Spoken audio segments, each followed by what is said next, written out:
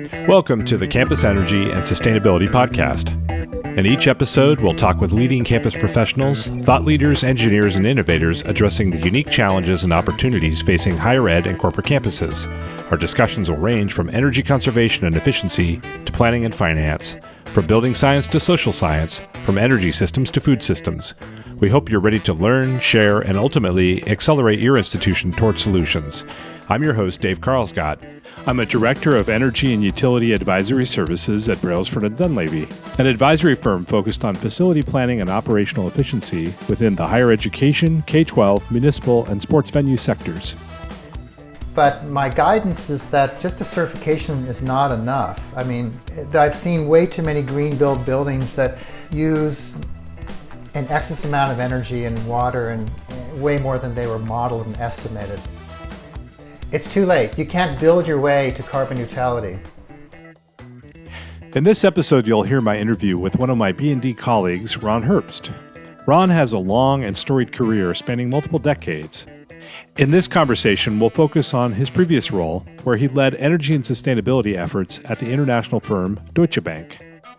We'll discuss how he created and evolved the Eco Performance Management Office, or EcoPMO. Ron will explain the way he leveraged the financial, real estate, and contractual competencies of the bank and its staff to achieve a long list of performance targets, including carbon neutrality. Throughout this conversation, we work to translate the lessons Ron learned in the corporate world into a campus context. I hope you enjoyed this October 2020 interview with Ron Herbst. All right, well, Ron, it's great to have you on the podcast. Dave, it's great to be here. Well, so we've worked together now for not quite a year, but more or less for a year. And every time I talk to you, I think I learned something new about your past. So just once and for all, and also for the listeners' benefit, why don't you give us a little bit of background on just how did you get into this energy space and take us on a trip down memory lane to give us the origins of Ron? Sure. And by the way, it's a great sign when you learn something new every time you talk to someone. So I do the same with you, David. Always learn something new. So I've been an energy and sustainable professional for 30 years, before the day that was actually recognized as a career path. So my background is in a wide range from physics to environmental design to architecture to solar engineering. Grew up in the valleys in California where anything was possible. You just had to try and you could build it. So that was my formative years. I worked as a consultant for a while in a consulting firm that did energy planning and design and MEP, mechanical, electrical, plumbing, drawings, and then ventured into other areas, design, build, construction, found my way to energy performance contracting, where I helped start up a couple of firms, both in large power plants and just straight up energy efficiency work, a lot of federal contract work.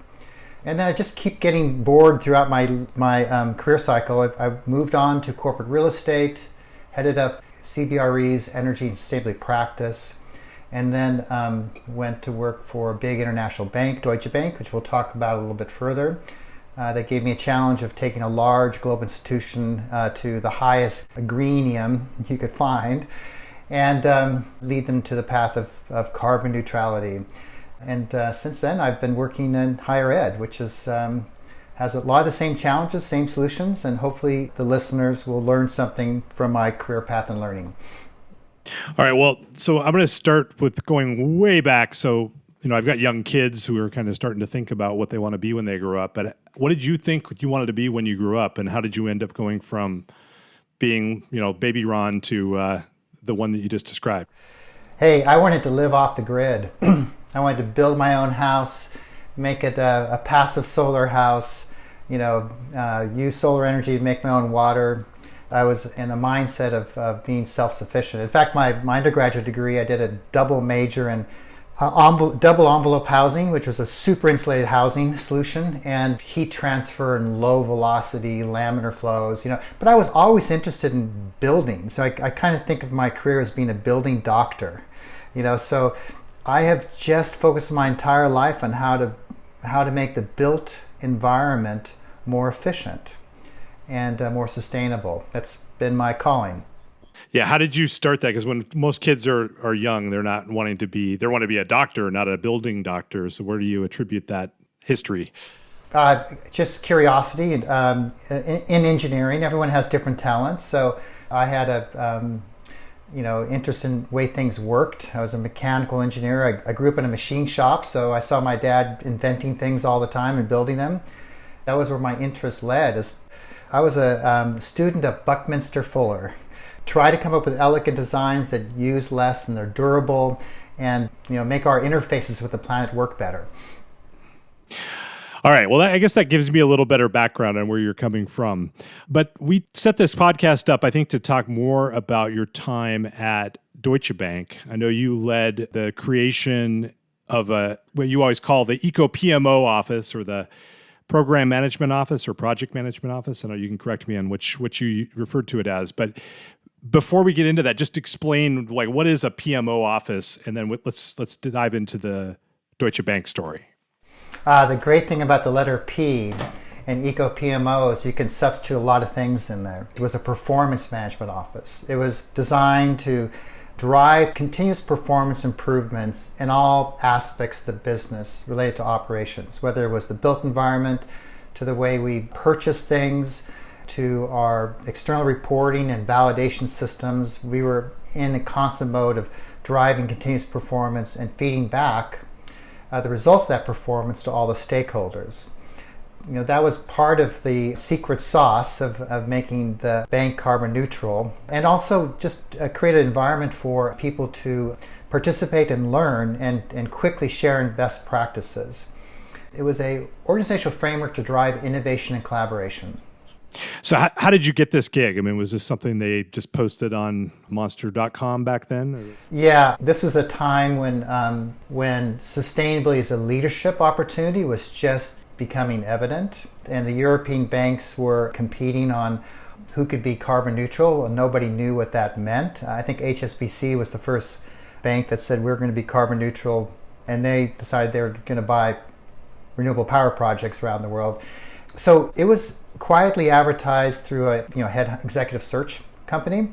And since I was leading the practice at CBRE, I had already gone through a number of client cycles with 30 or 40 real estate centered companies that were outsourcing energy and sustainability functions. So I was a pretty safe bet for them. Oh, that's great. So when you took the job, how did that work? I mean, you came in as an executive, or what was the charge that they gave you? What were the resources you had to work with? I was a director of energy and sustainability with no resources. But I did have the opportunity to create a plan, underwrite the plan with executive leadership, and then go execute it. It was an opportunity to build an internal business. I liken it to, if you're familiar with the term of an entrepreneur, this is an entrepreneur. When you step inside of an organization, you have a new mandate to go innovate around. It was a startup. Well, wasn't this right after the .com crash, or what time period are we talking about here? Oh, no, it was right after the financial crash. So, yeah, those were interesting times. I imagine the scenario, hired on, the bank wants to become carbon neutral. They don't know what carbon neutrality means. The board is meeting to sign up to a commitment, and we got through the commitment so far as how we're going to set aside money for carbon offsets, and then we had the financial crash. So it's in many ways kind of like what institutions are facing with right now with COVID-19, a paradigm shift in the availability of capital and what people are focused on. So it was an opportunity to drive initially savings for the organization because there was no ability to carve out capital for any function. And that was actually a great place to land, because I think energy and sustainability, when it's well executed, is really around operational efficiency and driving excellence in the way organizations use resources and report on the use of their resources. Okay, so they basically gave you no resources and said, go achieve better than any of the other banks. And by the way, you got to pay your own way by finding money within the organization. Is that a good summary? Well, no, I did have a assignment, but there wasn't an agreed to budget for the execution. You had to, like most institutions, you have to come in, you have to build the case for this new initiative. And this was rightly identified as an operational initiative rather than a communications initiative. And I think that might be kind of unique because a lot of companies have started on the sort of communication and outreach side and then done some key procurement activities like renewable power and put their reporting functions in place. And then operations comes latter. This was intentionally, one click away from the chief operating officer. So it was a different level of sponsorship. Okay, no, that makes sense. But similar to a lot of higher ed institutions, it sounds like you didn't get a huge staff to work with, or you weren't operating an existing team. You were building this from scratch. That's right. Okay, so you got started, you worked for a bunch of different firms, you got recruited to come work at the bank. You built a team from scratch, essentially making the business case for different things. What did you actually accomplish? Let's talk about some of the projects you got involved with, or some ways that you instituted change throughout the bank. Well, I looked to see where I could be valuable. So like any large organization, there's capital being spent, there's operational initiatives being spent. They all can have a improved view on how you invest, in particular when you look at things from a total cost of ownership perspective. There was a major building coming out of the ground in Frankfurt, the new headquarters. There was an aspiration for the building to be of the highest rating relative to environmental performance. So one of the first places I went to work was helping underwrite the incremental investment for the Frankfurt headquarters renovation project, and working with key stakeholders on the levels of certifications we aspire to, but most importantly, taking the incremental capital which was required to make this LEED Platinum, very high performance energy and carbon, through governance. And governance in a bank is fiscal governance, which means that you have to put a number on it. Mm-hmm. So that was a very interesting learning process to see how real estate made decisions around essentially operational efficiency, investments. And that actually set the framework for our global green build program, because the way we were able to essentially take the USGBC framework around the world is by creating a discipline around capital and executive committee sign-offs, and making sure that the incremental costs of all these investments was positive for the ownership cycle of the asset. All right, so let's decouple that a little bit. So you're saying, like, when you're building a new building, there's money being spent to build the building, but you were looking at it more in a life cycle cost perspective. Is that what you mean? Exactly. So the features that were deemed green, were everything above required code, which, by the way, in Germany, the code levels are already pretty high. Right. So, that was the baseline. So taking it through an energy modeling process, we had this great Swiss engineer.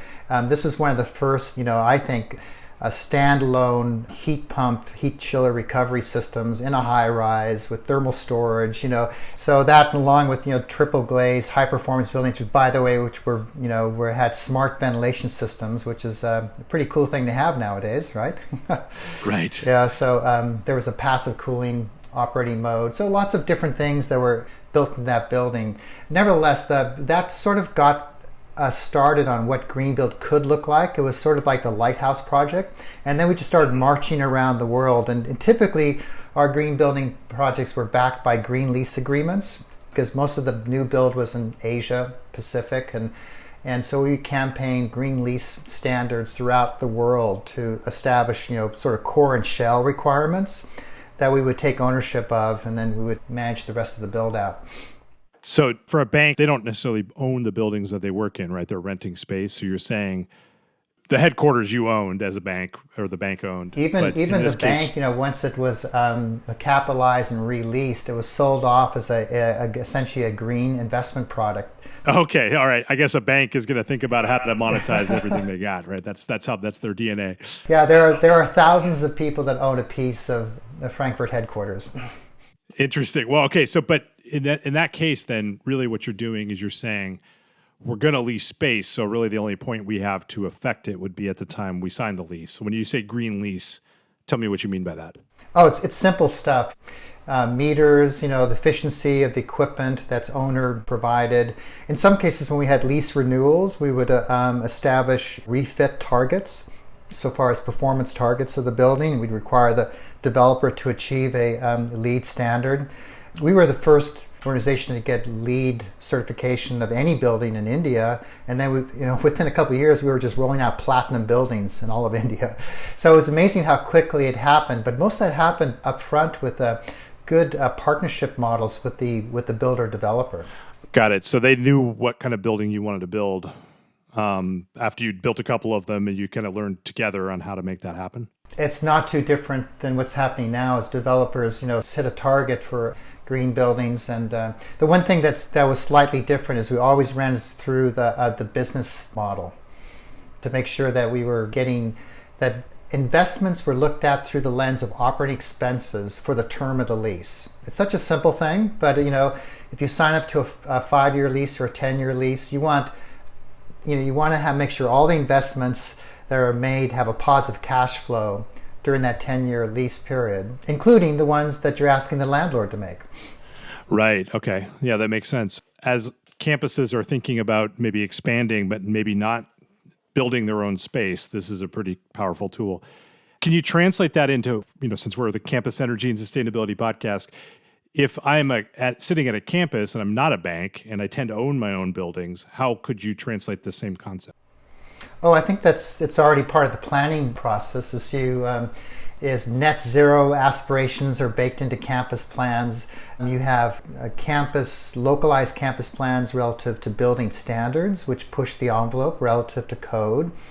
From an operational execution standpoint, you want to build on successes. So you want to pick the suppliers that continue to work well in driving efficiency. I call it green building standards verticalization, like what products, services, and technologies you want to continue to reuse. And then you want to centralize your energy modeling. That's a key thing because the modeling is core to the decision-making process. And if you just have it done by architects and by their mechanical engineers and by some energy modeler, that's way down, the sort of the responsibility chain, you don't get integrated design delivery because you're not testing and validating the performance potential of the building. I mean, this is the way the GSA builds their high performance buildings. Those of you who are interested in integrated design delivery, I'd encourage you to look at the Rocky Mountain Institute body of knowledge in this area.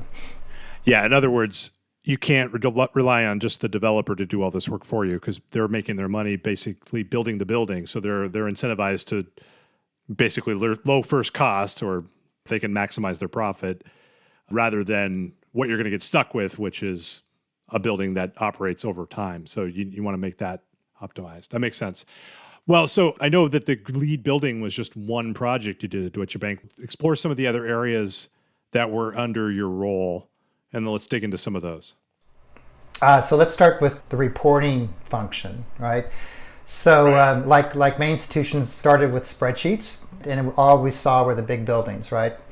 At the time, the large centers had environmental health and safety working committees that did reporting under an ISO quality framework. So the key thing was to get global utility bill management systems in place. So this took about 2 to 3 years to implement well, but slowly, country by country, we deployed central utility bill processing and data analytics or extraction around the utility bills for 37 countries.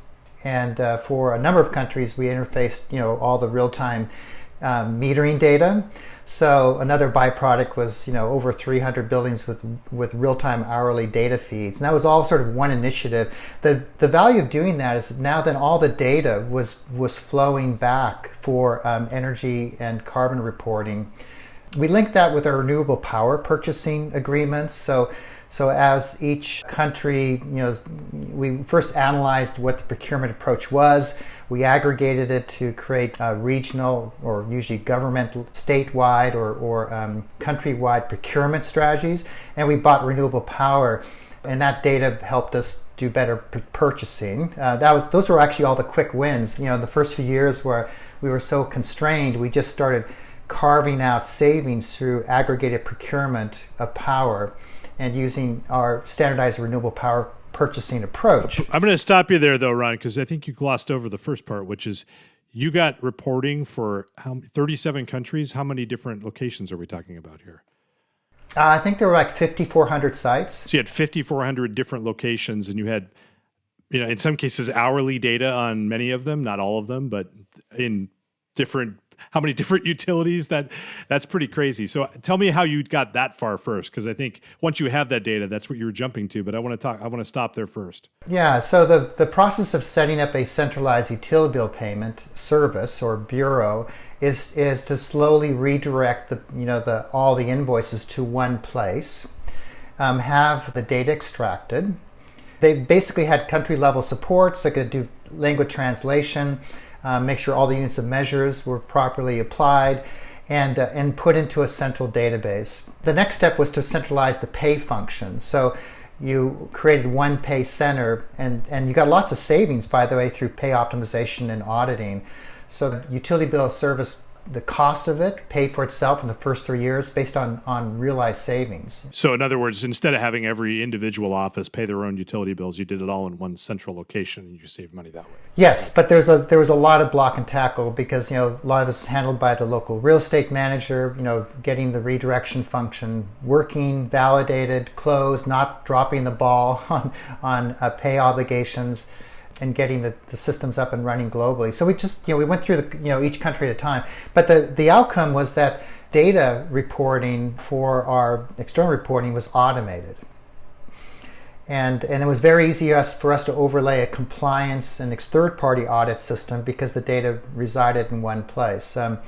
After we finished the global utility bill services, we started going after our scope 3s. So, that was attacking all the business travel, getting data pulled back on all the trips. We actually audited down to completed trips. So once trips were completed, we had the final routing. We calculated the greenhouse gas emissions. We gathered up our other transportation data from the supply chain, mailings, postal services, car services. And we just slowly got our supply chain to report back to us and do it in such a way that just fed into our global management systems.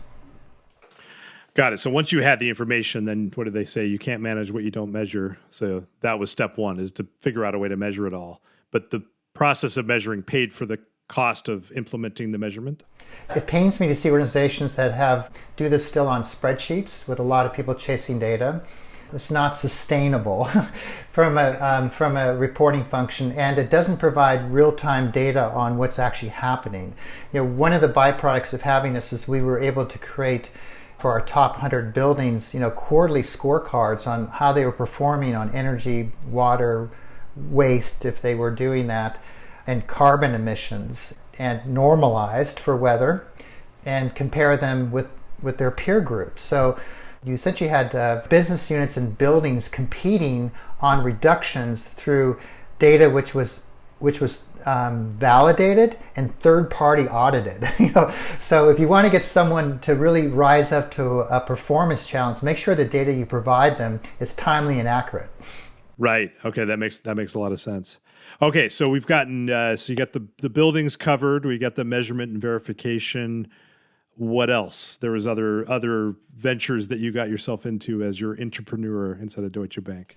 Well, we haven't even touched on the importance of communications and outreach. We call it resource awareness, but it was an internal campaign just to recognize the leadership inside of the institution they're doing good works, both on the operations side and on financial products and services, and maintain a continuous news feed of what was happening internally and externally.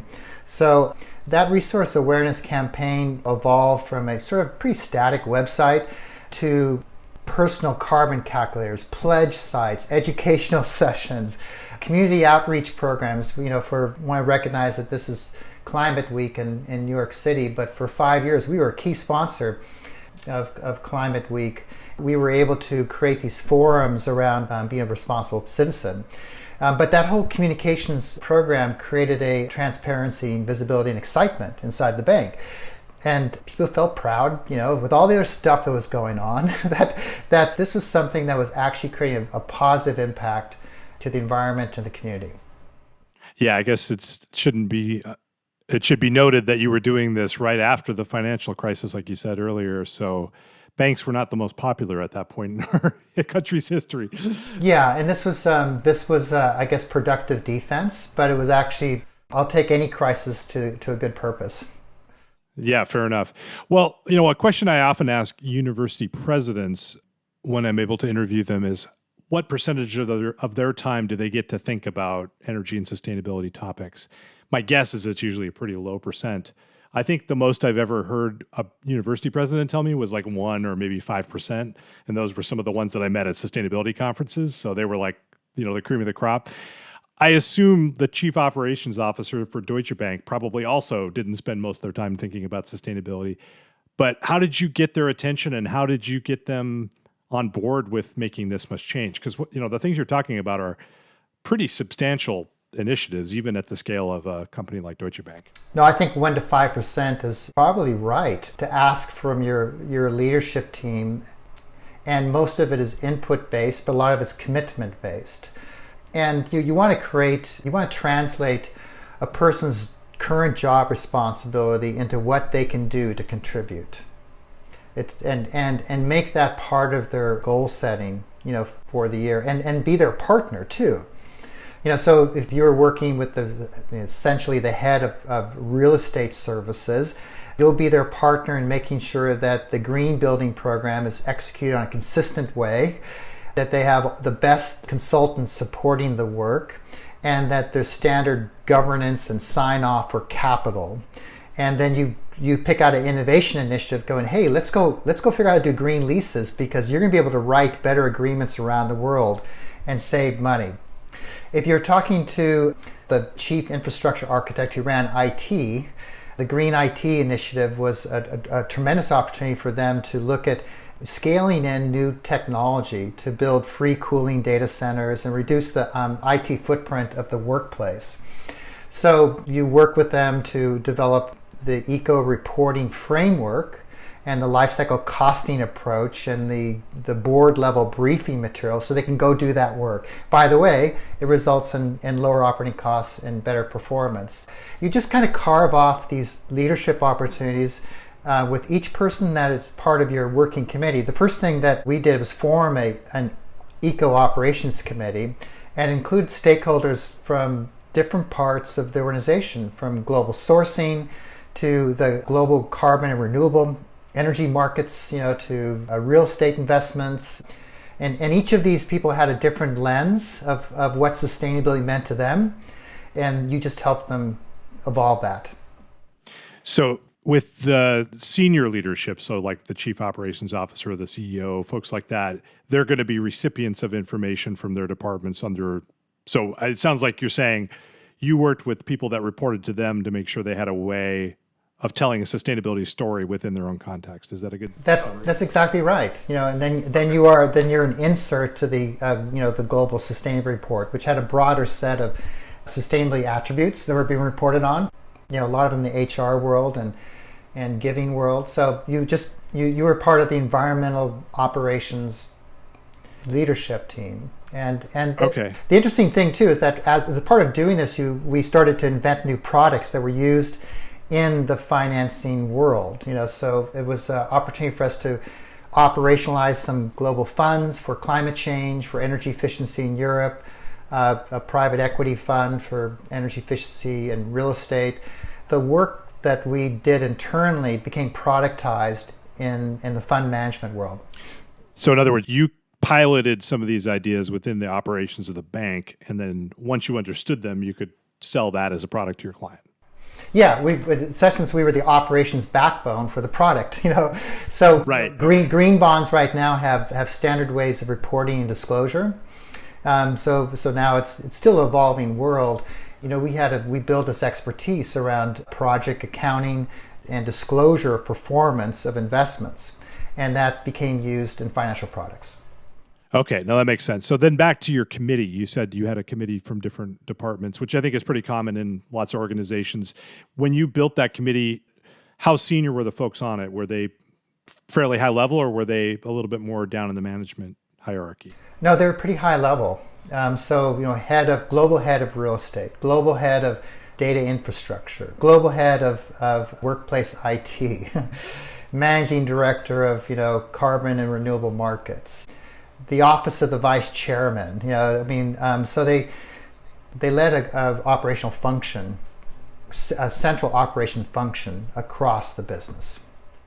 I assume you worked with them individually then too on their particular initiatives. At least that's the way you just described it. Maybe walk us through, how did you approach conversations with each department lead, or maybe take us through a couple examples? We've gone through some of them already. In real estate, it was focused on the green bills, the green leases, and the greening of the FM contracts. A lot of outsourcing. FM being? Facility management contracts, right? So we didn't perform our own facility management, we outsourced it.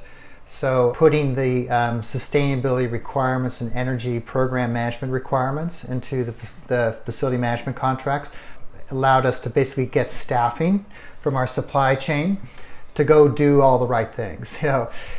On tax and regulations and incentive management, that was an opportunity to interface with finance. So as we started collecting money for solar projects, we had to create all the linkages. There was regulatory frameworks we were tracking and managing, things like the voluntary carbon reduction. So there was we had this thing called a 10-point plan, but the 10-point plan was constantly socialized with performance improvements shown against the plan. And so each of the plan elements had a KPI. This is Management 101. You showed how the key performance indicator improved over time and what the outcomes were. And that dashboard just kept getting better. All right. Well, one of the things I've struggled with in working with higher ed clients is they don't actually think like banks. I mean, there are a few people that work there that think in those terms, folks in the budget office potentially.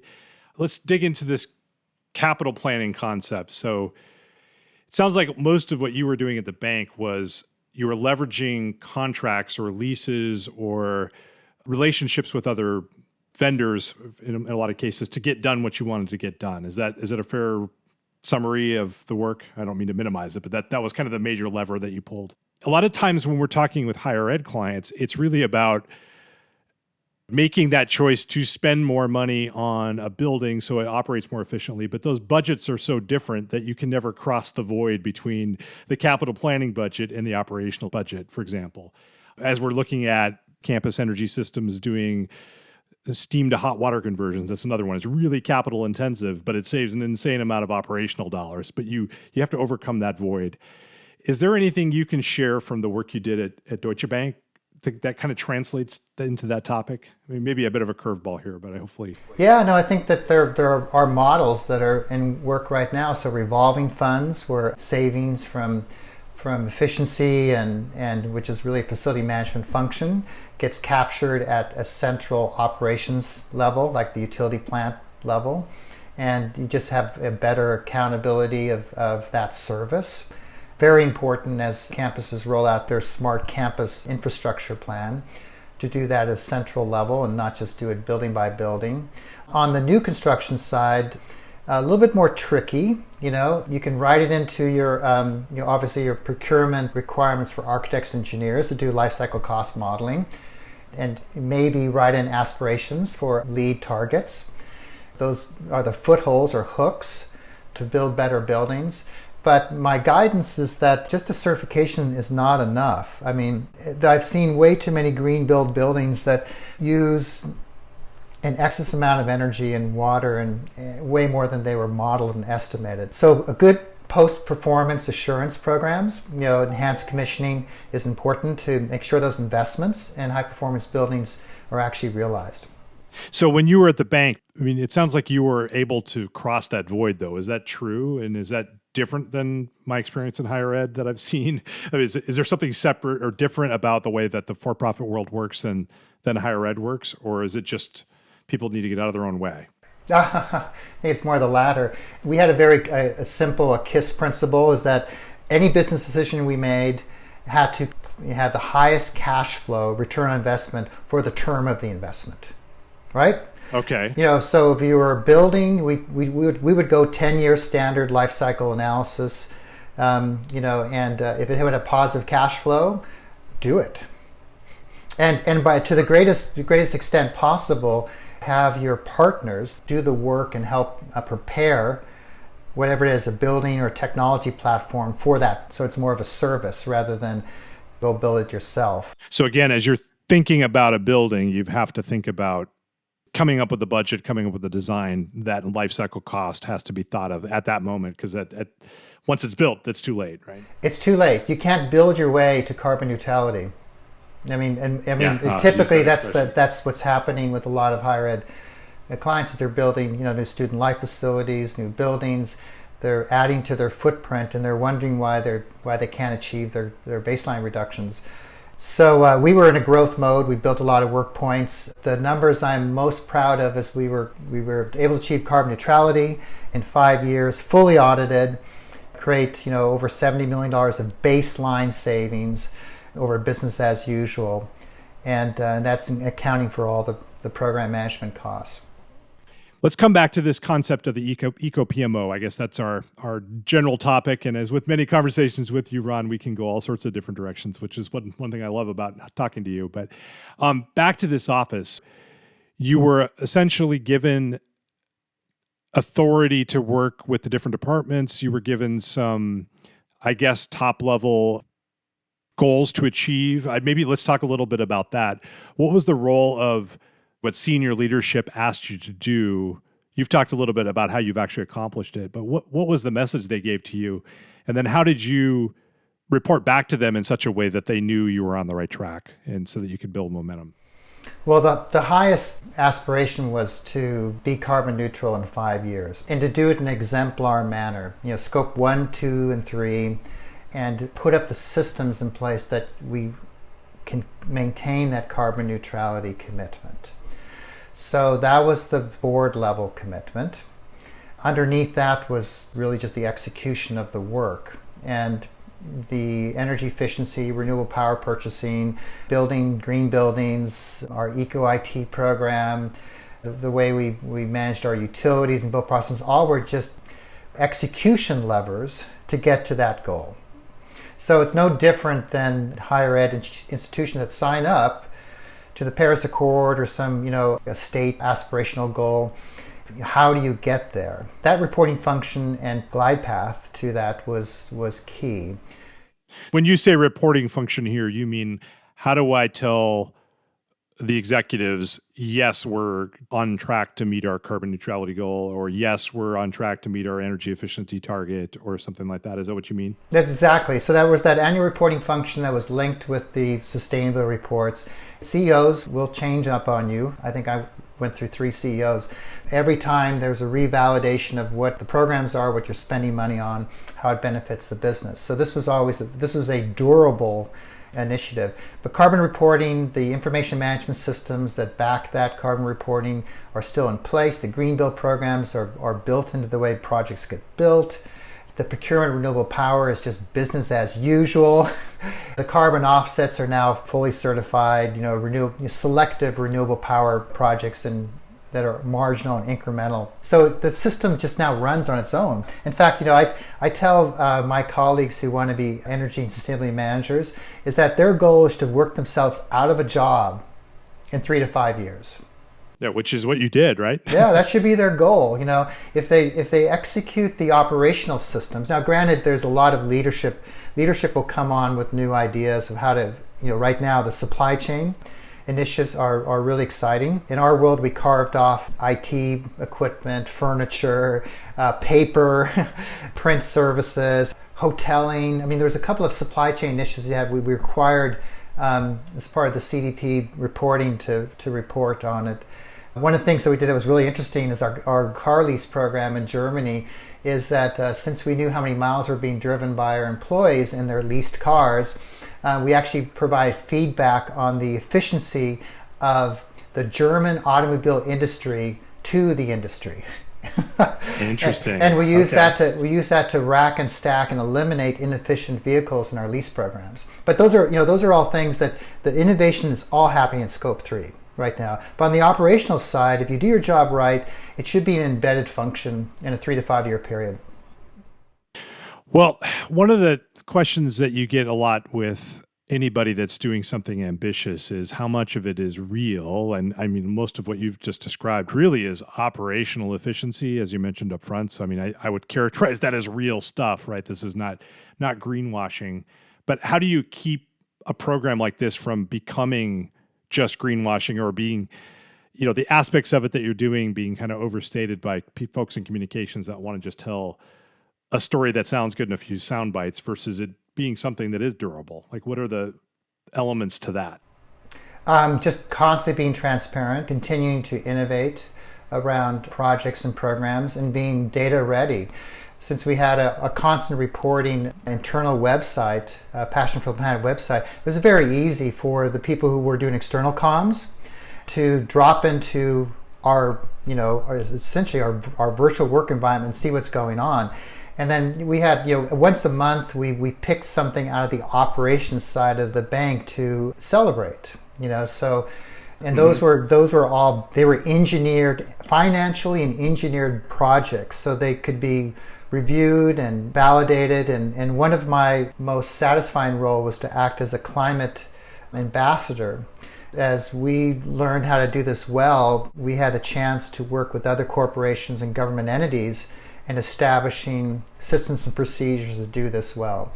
It was just constant focus on operations and transparency.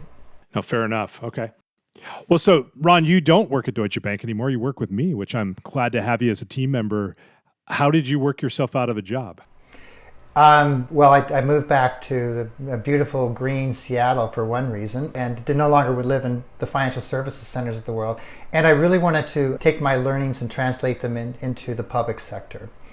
All the work that has been honed and deployed in the private sector is transferable.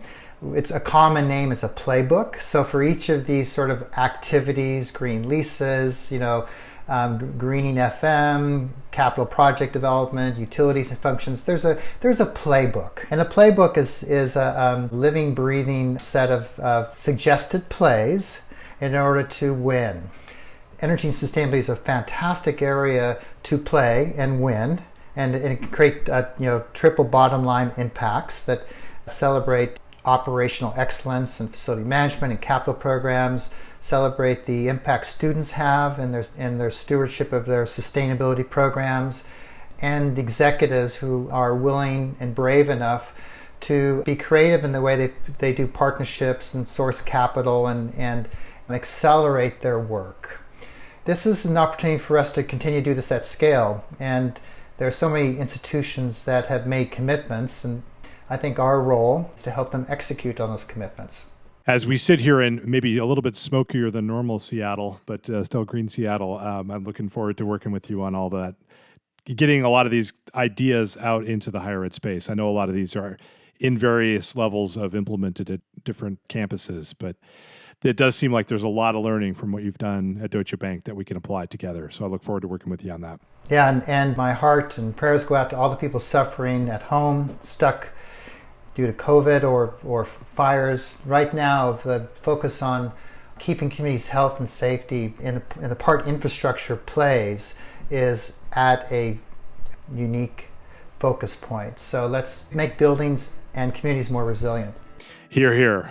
All right, anything I didn't ask you that you'd like to share with the listeners?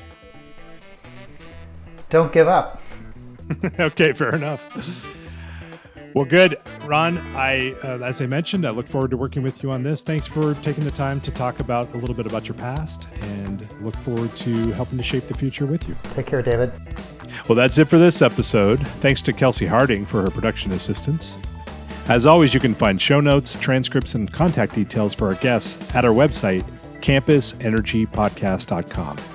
If you'd like to follow our show on social media, our Twitter handle is @EnergyPodcast.